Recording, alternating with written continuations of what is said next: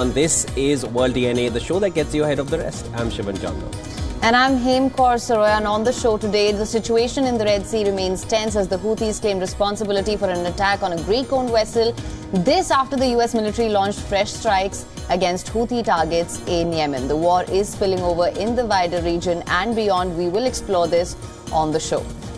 Also on the show, the situation on the other war front has not gotten any better. Russian missiles struck the Ukrainian city of Kharkiv, causing severe damage to residential buildings in the area. Now, this after world leaders gathered in Davos to discuss a peace formula for Ukraine. We will get you the details on the show. But first, let's take a look at the headlines. Pakistan says Iran conducted a completely unacceptable airstrike on its territory that killed 2 children. Tehran says it targeted terrorists.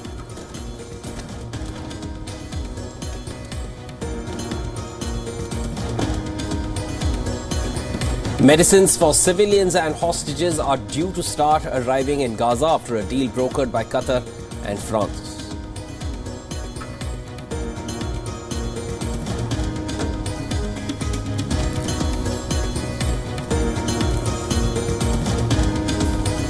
Kyiv says 2 Russian missiles struck a residential area in the center of Ukraine's second city, Kharkiv, injuring 17 people, 2 of them seriously and badly damaging homes.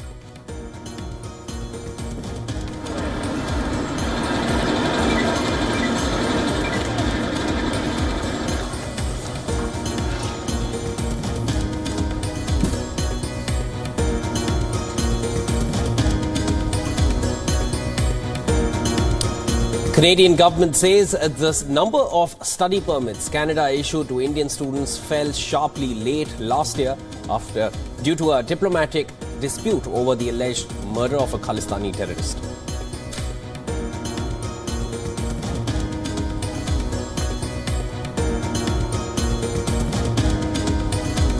Hong Kong stocks open with more losses following another poor performance on Wall Street, with traders awaiting the release of Chinese economic growth data later in the day.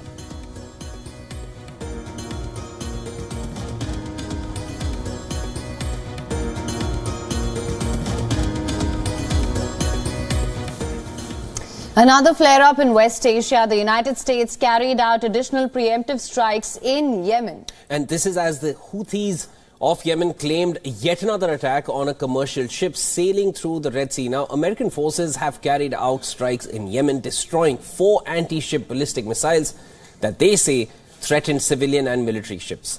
This marks at least the 3rd time in less than a week that the United States has carried out strikes against the Houthis in Yemen. US and British forces targeted nearly 30 sites in Yemen with more than 150 munitions last week.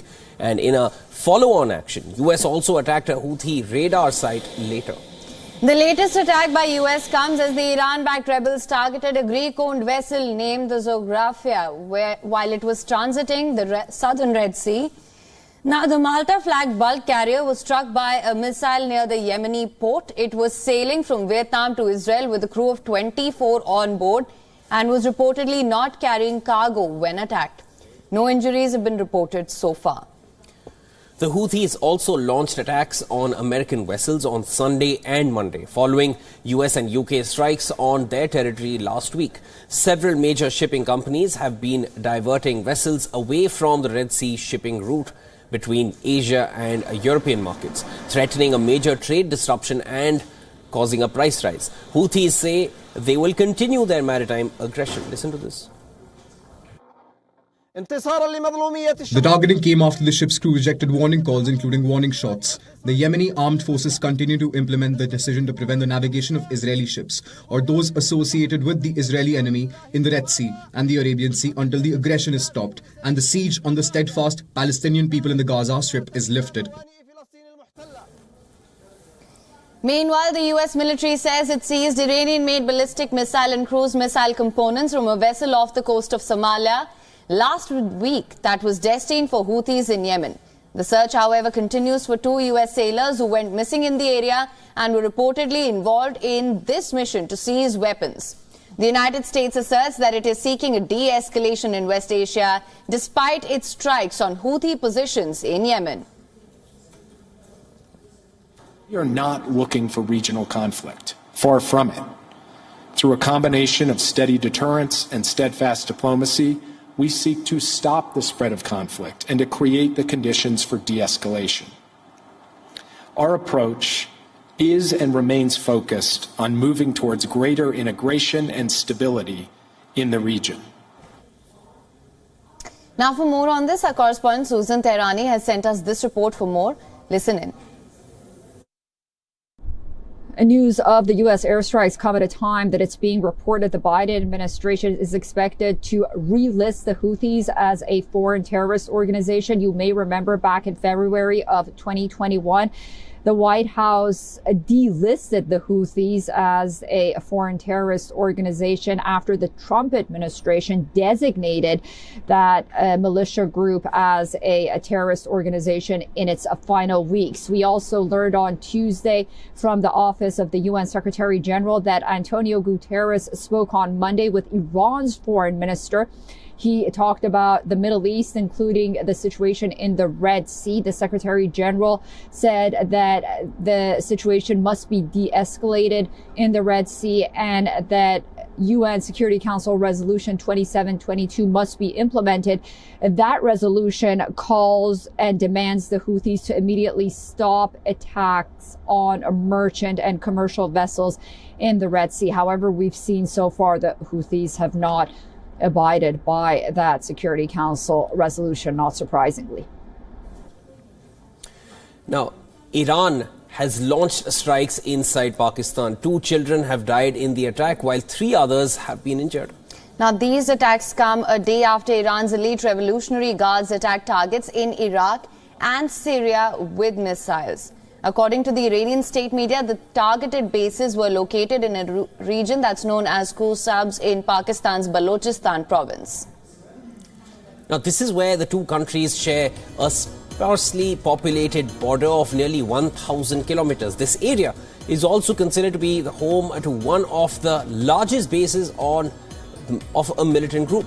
According to Pakistan's foreign ministry, the illegal airstrike by Iran will have serious consequences, adding that it has summoned Tehran's top diplomat in Islamabad to protest the unprovoked violation of its airspace. Potentially raising tensions in West Asia, which is already roiled by Israel's war on Hamas in the Gaza Strip, Iranian Foreign Minister Hossein Amir Abdollahian and his Pakistani counterpart Jalil Abbas Gilani discussed ways to strengthen security cooperation between the 2 neighbors. Gilani also condemned the attack, describing terrorism as a common threat to Iran, Pakistan and the wider region.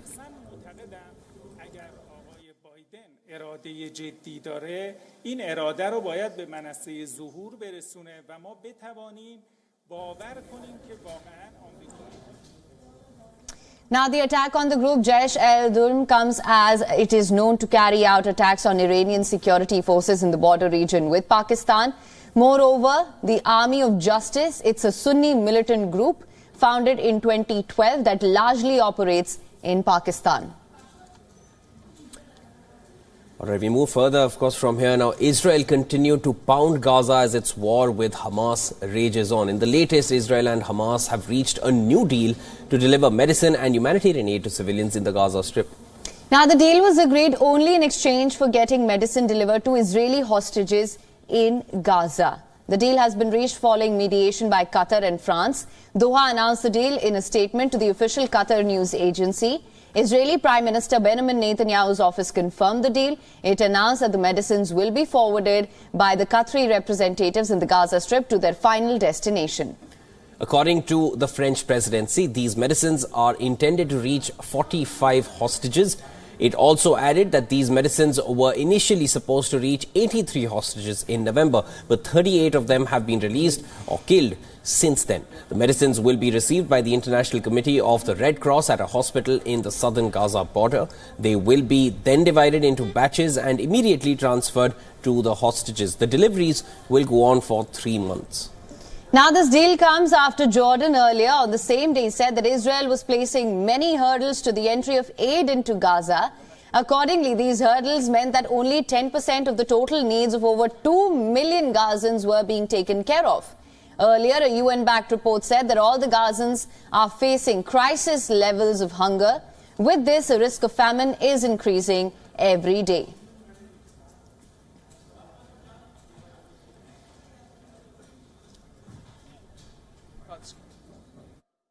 Of cruelty, the less the world seems to care. Anywhere else. We are continuing our operation beyond the Wadi Gaza stream. We cross the stream on infantry bridges with ground troops, combat engineering troops, and using an armored bridge to transfer all our armored vehicles. As of now, we are deep in the Gaza Strip. We are locating terror tunnels. The first tunnel where everything started. What we see here is a 15-meter deep tunnel shaft, but with concrete and an assault ladder, which splits into the first and original Hamas route. On Tuesday, Palestinians in southern Gaza had queued up at a charity kitchen, this with the hope to get hot meals to feed their children, as Israel continued its offensive in most of the territory.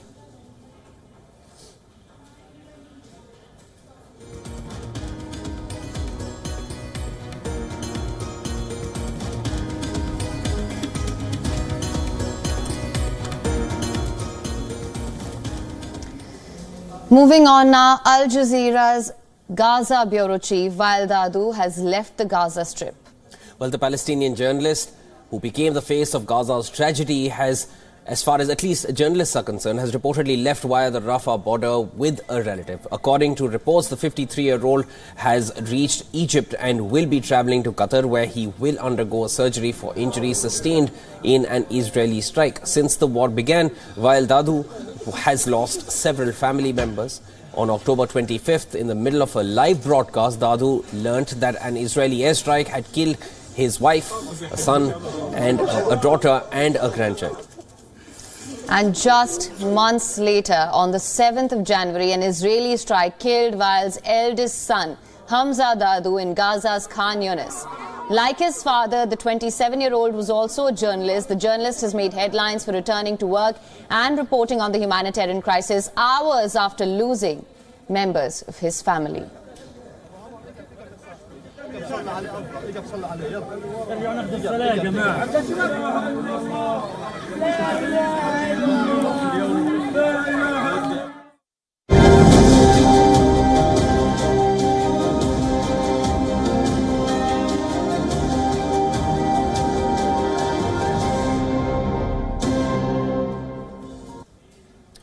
With the Iowa caucuses done and dusted, the focus now shifts to New Hampshire. That will hold the first primaries next week on the 23rd of Jan. Republican candidates are working to get New Hampshire voters on their side after campaigning heavily in the state throughout 2023.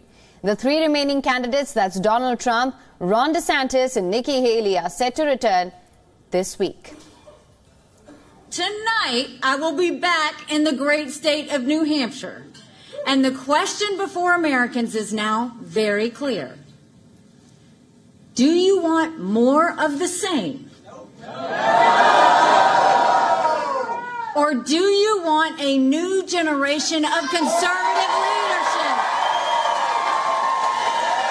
Thank you, Iowa. We're going to continue on. We're going to make you proud. And we're off to New Hampshire. Thank you very much.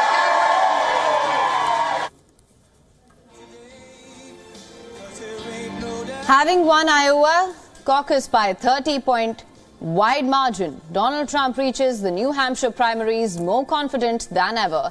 Polls show Trump with a smaller lead over Haley, with DeSantis far behind.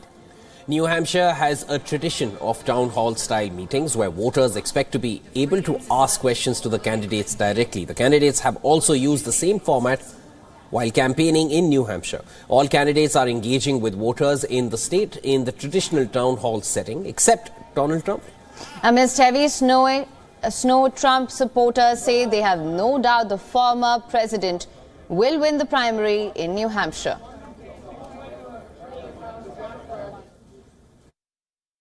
for you. This is all about our children. We gotta do this for our children. We want to bring back America. I want my country back. Not here. He's going to blow it out. I think that's an understatement. I think it's going to be a blowout for sure. Yeah, a win. No doubt. Yeah, and if it's not, I think it's because they stole the election again. So. But that's not all. Of course, Donald Trump still faces a slew of legal challenges, and fresh off a campaign victory in Iowa, Donald Trump sat in a New York courtroom to defend himself in a defamation trial. Well, this trial stems from a columnist, Jean Carroll, claiming that Trump defamed her in 2019 while he was the U.S. president, after she accused him of sexually attacking her decades ago. Now, the 80-year-old columnist is seeking more than $10 million in damages in the civil trial. A jury will determine how much Trump owes Carroll for mocking her when he was president. In response to Carroll's defamation case against Trump, the former U.S. president says that Carroll has made up her claims to sell a book. Now, this trial is different from a civil case last year, where another New York jury found Trump liable for sexually assaulting Carroll in a department store dressing room in 1996 and subsequently defaming her in 2022 when he called her a complete con job. Now, this is when the jury awarded Carroll $5 million in damages. However, this is only one of the many trials swirling over Trump's head. The former president of the United States has been indicted in 4 criminal cases and faces 91 counts, including allegations of attempting to undermine the 2020 election, which he lost to Joe Biden. Well, thank you very much.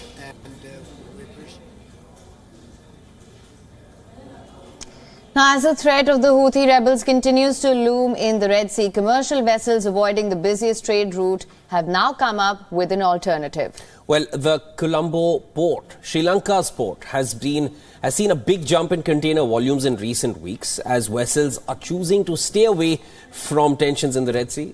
Colombo holds a strategic location. It's a key port between Africa, West Asia and East Asia, and it gives ships convenient access to these areas.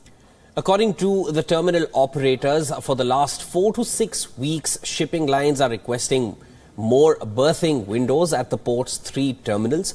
They also said that transshipment volumes from India have also grown. Shipping companies are also increasingly using Colombo as a relaying port, sometimes offloading their entire cargo to a different ship. Since November, Yemen's Iran-backed Houthi rebels have attacked ships in the Red Sea, and what they say is in retaliation of Israel's atrocities in the Gaza Strip. The route holds strategic importance globally, as 12% of the world's shipping traffic passes through this route.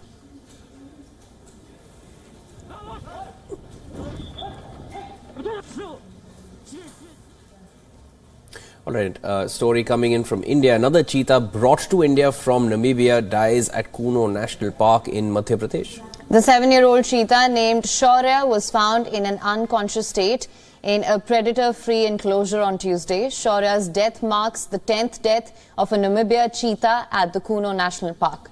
This concerning development comes almost 13 days after 3 cubs were born to the Namibian cheetah, Asha, at the national park. According to the official statement released by the additional principal chief of Forest and director of the Lion Project, Shaurya passed away on Tuesday post 3 p.m. The cheetah was revived, but complications arose post his revival and the animal failed to respond to CPR. Shaurya and sibling Gaurav, originally known as rock stars Freddie and Elton, were among the 2 male siblings who formed the first batch of Namibia cheetahs flown into India in September 2022. A total of 20 animals were relocated from Namibia and South Africa to Kuno National Park in 2 batches under the government's Project Cheetah. The second batch of cheetahs arrived in the national park in February 2023. Project Cheetah is India's ambitious attempt to reintroduce the wildcats. Cheetahs became extinct in the country nearly 7 decades ago.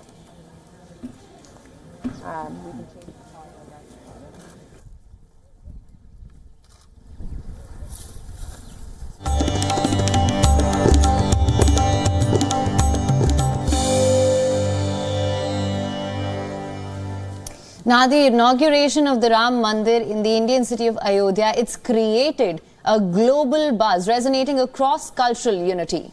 Well, as part of the ceremony, Thailand has sent special soil to the sacred site of Sri Ram Janmabhoomi. But do you know that Thailand has a special connection to Ramayana and Ayodhya? Now, the connection is deeply rooted in the admiration of Lord Ram and the influence of Ramayana. Thailand has a city called Ayodhya. This city has derived its name from Ayodhya, that's the birthplace of Lord Ram. The name signifies its connection to Hinduism and Ramayana. King Ramati Bodhi, the first king of Ayodhya, named the city, showcasing the influence of Ramayana on the region's culture and tradition. The Ramayana was first brought to Southeast Asia by Buddhist missionaries. The Thai version of Ramayana is known as Ramakien. Speaking more on this, Thailand's ambassador to India, Patarat Hongtong, spoke to WION about how Ramayana and Ayodhya connect Thailand and India. Take a look at this one. In Thailand, we have the literatures we call Ramakien, which is kind of the Thai epics of Ramayana, that we have our own versions. And in Thailand, this is very important literature since it shows how we, have a link with India through this kind of the culture. And in Thailand this day, Ramayana or Ramakien in our versions still, be performed through what we call khon or the mass dance, which have been inscribed by the UNESCO Intangible Heritage in 2021. Since it is a kind of the heritage of the Thai culture, not only the traditions, literatures, or the language, but it's also the dance itself and also the art that link with the craftsmanship through the clothes, through the embroideries of the ornaments that the clothes, and also I think it's linked with the music and also how we perform all together with the singers, the way we perform. So khon is really important for us as the heritage of our cultures in all areas. And with that, it's time now for a short break. Don't go anywhere. When we get back to you after the break, and when you get back, well, at least 17 people have been injured after twin S-300 Russian missiles struck the Ukrainian city of Kharkiv. Tuesday's raid has caused severe damage to residential buildings and areas. We will bring you all the details when World DNA returns after this short break. Do come right back.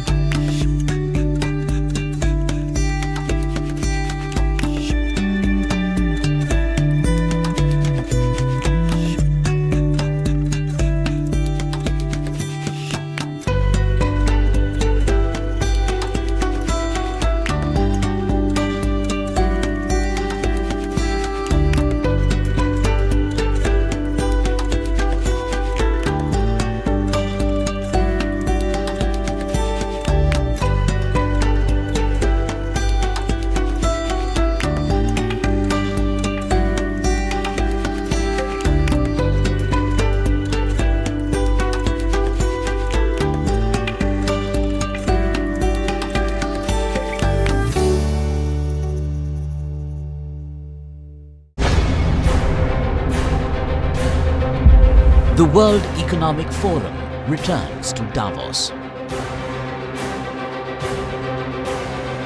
Political leaders, business titans, technocrats, and young changemakers gather to tackle global challenges. Pressing issues like climate change, geopolitical risks, cost of living crisis and a slowing economy are at the top of the agenda for the global elite this year. Watch comprehensive coverage of Davos 2024 on WION World is One. As democracy strengthens across the world, elections and their unique cast of leaders, influencers, pollsters, and most of all voters dominate the political space. We bring you a special program that offers insights and reports on the colorful, contentious, and occasionally quirky panorama of elections. Something is always happening somewhere. This is a new special about leaders, their promises, voters, and their demands. A show that tells you all about the rules of the race, cutting through the rhetoric to bring you the reality, cutting through the populism to bring out the policy at play. The show that keeps you updated on the twists and turns, the hits and the misses. Watch Race to Power on WION World is One.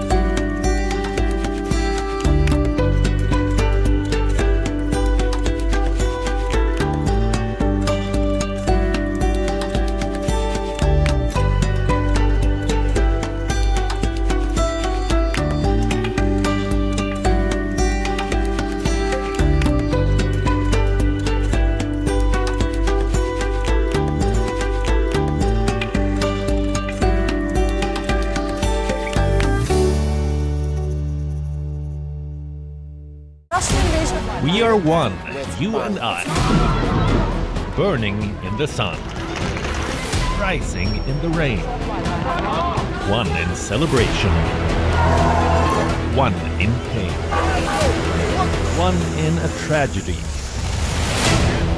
one for our rights, one in search of hope, one in our fights.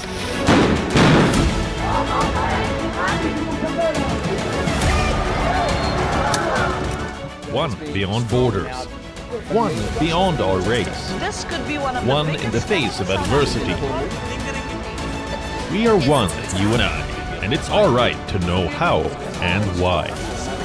WION, you are more connected than you know.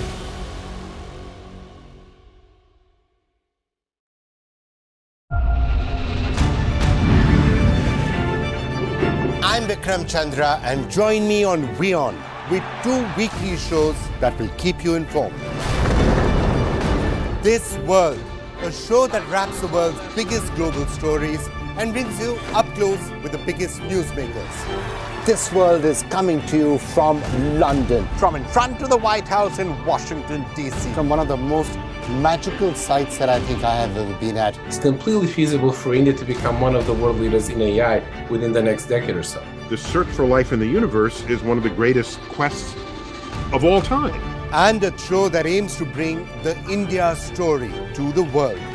We help you understand global developments from an Indian perspective. We are developing the road infrastructure. In the end of 24, it will be equivalent to the road infrastructure of USA. We have put up airports which were obliterated from the civil aviation map almost 50 years ago. जो भी मेरे competitors हैं, उनके साथ हमारा सभी का आपस में एक अच्छा relation भी है. हम एक दूसरे को हमेशा push करते हैं अंदर खेलते टाइम भी. I'm Vikram Chandra, and this is WION. World is One, taking India's voice to the world.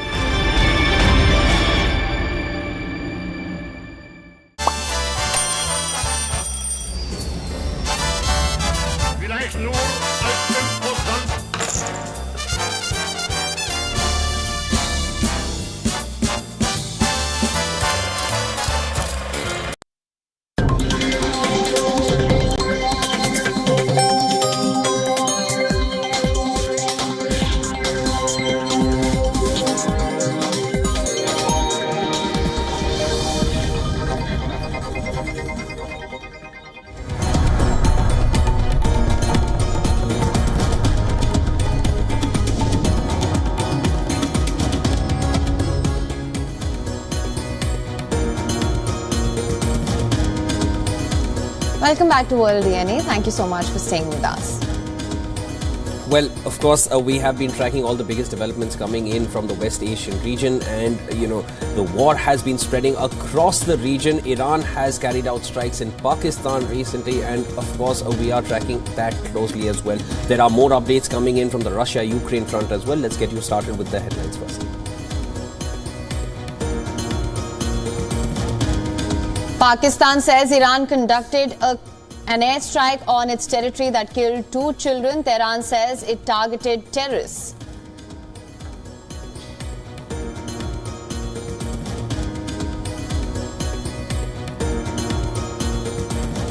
Medicines for civilians and hostages are due to start arriving in Gaza after a deal brokered by Qatar and France.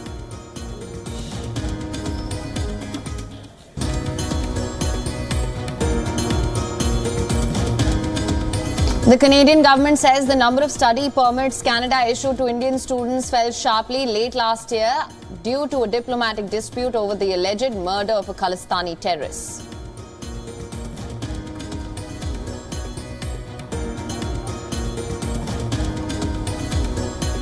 China's population shrank in 2023 for the second year in a row as the country's birth rate slows in the face of mounting financial pressures and shifting social attitudes.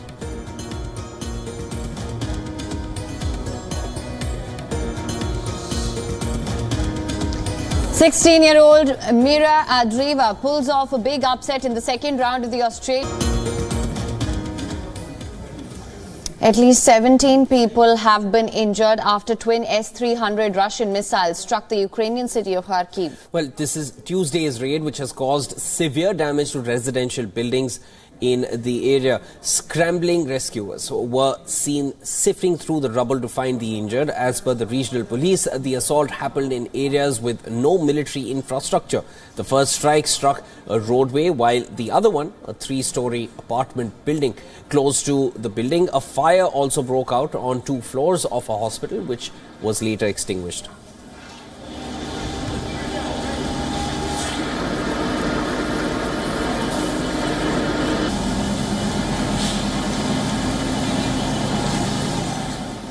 The city's mayor has said that 12 people, including 2 women, have been hospitalized. Earlier on Tuesday, at least 3,000 people were made to evacuate the city's front owing to the Russian aggression.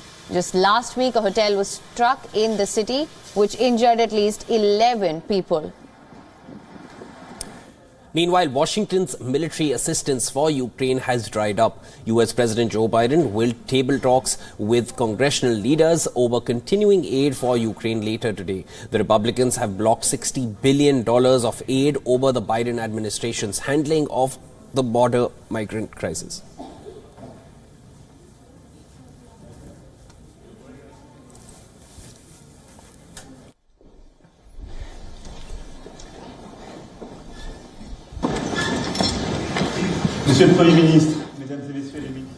During a presser, French President Emmanuel Macron said that France will deliver 40 long-range missiles to Ukraine.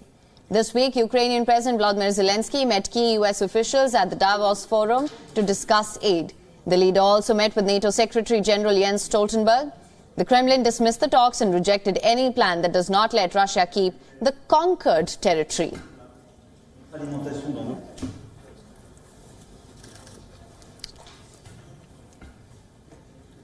But clashes erupted in Tel Aviv as Israeli police confronted anti-war and anti-government demonstrators during a rally.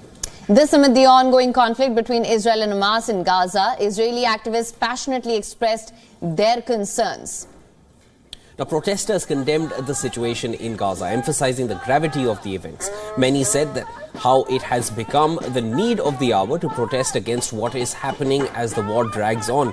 It has become crucial to protest against the massacres, starvation and destruction of houses.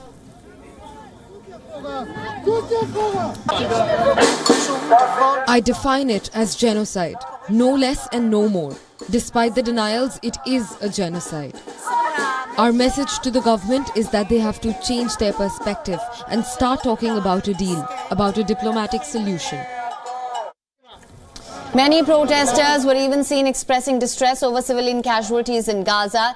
They talked about how only a political solution would be able to bring peace, equality and justice to the region.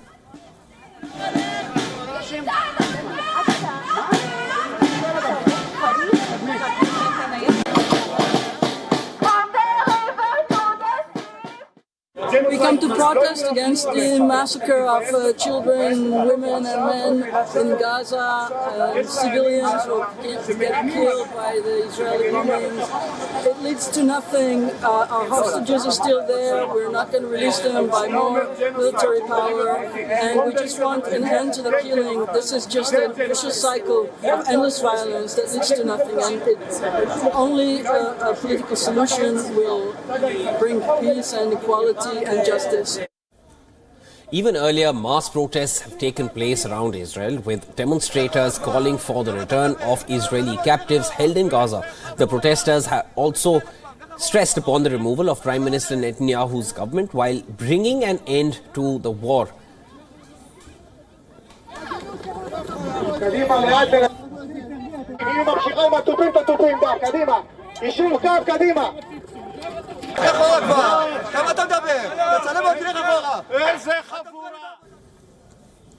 Let's now take a look at the developments from the world of technology. It's alleged that YouTube is making millions of dollars a year from advertising on channels that make false claims about climate change. Well, this is in stark contrast to Google's strict no-ad policy for climate change denial videos on YouTube. In 2021, Google announced that it would no longer display advertisements on YouTube videos and other content that promotes inaccurate claims about climate change. A non-profit organization called Center for Countering Digital Hate analyzed thousands of hours of YouTube content from the past 6 years and found that many YouTube channels promoted content that undermines the scientific consensus on climate change. Now, these channels falsely claim that global warming is not happening or that it is not caused by greenhouse gases produced by burning fossil fuels. According to the Center for Countering Digital Hate, according to their report, YouTube videos containing climate change misinformation have doubled since 2018.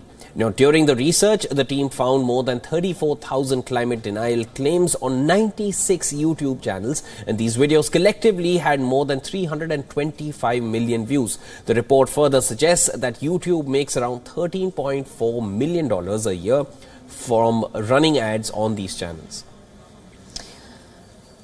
According to a report by space capital, a venture capital firm, global investments in space startups jumped around 31% in the last quarter of 2023. The report further suggests that funding in space companies rose to $4.6 billion in the last quarter, taking the total for 2023 to $17.9 billion. This comes as a huge respite for the space industry, especially after its slow growth over the past 2 years due to high interest rates and economic uncertainty. According to Space Capital, around $298 billion have been invested in 1,832 space companies since 2014. Compared to 2022, in 2023, legacy companies, space companies, also more than doubled the number of acquisitions. Experts believe the positive number is a sign of a rebound in the industry that has benefited from record launch activities and several government contracts. Now, India has recognized Gujarat, Kerala and Karnataka as leading states in promoting startup initiatives. These states, alongside Tamil Nadu, Himachal Pradesh, Maharashtra, Odisha and Telangana, have been acknowledged for their noteworthy efforts in the startup landscape. Union Commerce Minister Piyush Goyal unveiled the 2022 startup rankings, which were assessed by the Department for Promotion of Industry and Internal Trade. The rankings included 5 categories, namely best performers, top performers, leaders, aspiring leaders and emerging startup ecosystems. India's startup landscape was highlighted by a total of 33 states and union territories participating in the awards function. Now, according to a senior official, Minister Goyal will be meeting with a senior representatives from major startups. Now, these include Lenskart and Zerodha to discuss strategies, the startup industry's growth, Since its launch in 2016 by Prime Minister Narendra Modi, the Startup India initiative has played a major role in developing a strong commerce ecosystem in India, helping the country attract investments. As of now, the Indian government boasts of promoting over 117,000 recognized startups in the country.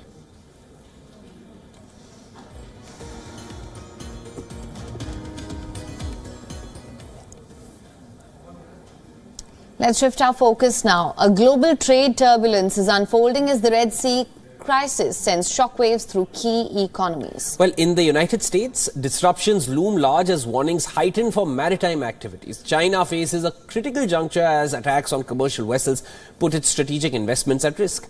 Meanwhile, India braces for significant trade challenges, grappling with rising costs and extended transit times. Take a look at this next report to understand this better. As tensions escalate in the Red Sea, a maritime crisis unfolds, sending reverberations across the global economic landscape. Starting with the world's largest economy, the United States faces potential ramifications on its trade. The recent missile strike on a US-owned vessel in the Gulf of Aden underscores the heightened risks. With the Department of Transportation issuing warnings to American merchant ships, concerns arise about extended transit times and increased costs. China, having heavily invested in Egypt's Suez Canal and the Red Sea region, is now grappling with the fallout of attacks on commercial vessels. The suspension of services by COSCO and other major shipping lines raises questions about the security of China's strategic investments. With the Belt and Road Initiative hanging in the balance, China finds itself at a crossroads, balancing non-interference principles with the need to protect its extensive economic interests along this crucial trade artery.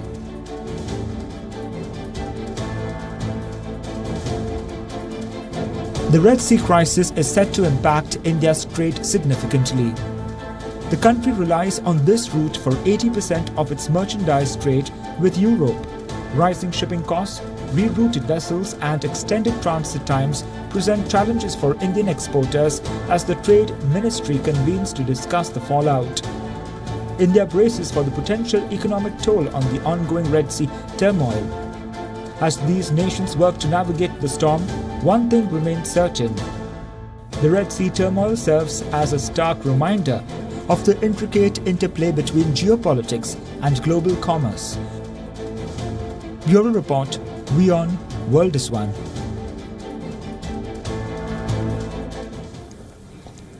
Now, 2024 is expected to see a soft landing as well as interest rate cuts that help the global economy and markets. But predictions based on Bloomberg Economics show that a lot could go wrong based on recent years marked by the pandemic and the war's financial failures. Let's take a look at the few top risks to the global economy here. Israel's war in Gaza has led to a battle in the Red Sea, which might cut off oil supplies and hit global supply chains severely. The base case scenario remains a wider regional conflict. It's improbable at the moment. However, important trade routes and 1/5 of the world's fuel supply may be in jeopardy if that extreme scenario does become a reality. As a result, if crude prices do rise to $150 a barrel, then the world economy would lose around 1% and inflation would rise by 1.2 percentage points. Another risk is that the US Federal Reserve may be forced to battle inflation with higher for longer interest rates. That would be detrimental to investors who were counting on an aggressive shift to Fed rate cuts this year. If the US risks running its economy too hot, the opposite is true of Europe. The European Central Bank and Bank of England are at the end of their most aggressive tightening cycles in a generation. Run their hikes through any macroeconomic model and it spits out a clear forecast, a deep recession. That is what it is. The second biggest economy in the world is already seeing negative growth in 2024. A constant stream of stimulus has not been able to plug the hole left by the collapsing real estate market, and the post-pandemic recovery has faded. While these are the base case scenarios, more could go wrong. Without considering those downside risks, Bloomberg Economics global growth prediction for 2024 was 2.7%. That is the lowest rate in a non-crisis year since the 2001 dot-com bubble burst.